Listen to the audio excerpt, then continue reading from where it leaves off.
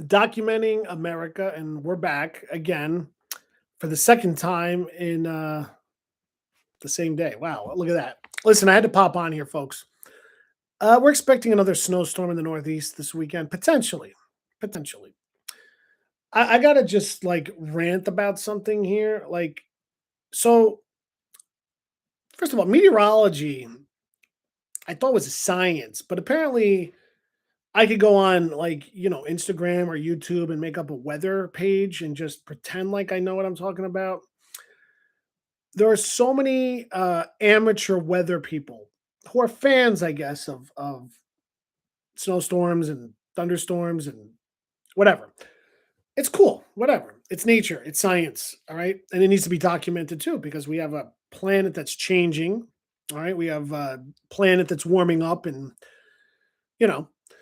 So every storm, and you don't need me to tell you this, every time you go on Facebook or Instagram or whatever, there's always a storm about 7 days out. Okay, no matter what the pattern is, it could be 50 degrees in February, it could be 10 below zero. There's always a storm, nor'easter, Miller A, Miller B. And there's always like two different tracks the storm takes. Out to sea, could miss us, could go up the coast and give us 12 feet of snow, could turn to rain. There'll be another one next week. There'll be another one the week after that into March. It's just every week there's one.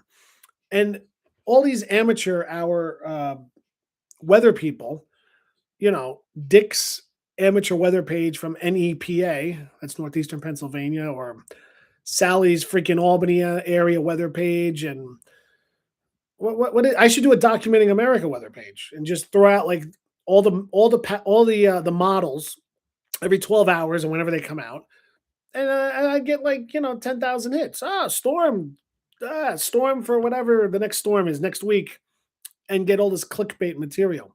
That's not science, folks. That's not science. Now I fall into the trap because I had an event last weekend, and I was watching the weather, and I got a little scared. They were talking about a storm last week, and it didn't really snow that much. But every week, every week in the winter, there's always a track, a B track. Is this really science at this point, or is this you know, just putting out graphics to get clickbait? I ask the question, where's the science in this? I don't know. And I think the mainstream media is catching on to it because I noticed I was watching, I'm going to tell you, I was watching local Channel 4 in New York with Janice Huff, and she was promoting, she said the same thing that you would see on social media. Oh, we got the A track, the B track, and we don't know which one it's going to take. Why put it out there then? Why are we putting an A and a B? How about you put a C track and come out with a forecast like 48 hours before the storm? Guaranteed your accuracy would be a lot better. How about that? So, anyway, I digress with all the politics and all the news. And I did put an opinion on this one. It's just not necessary, all these weather apps. And, are these smartphones really making us smarter at this point? I think we're getting dumber. I think we're getting dumber. Seriously. I don't get it. Anyway, watch the weather,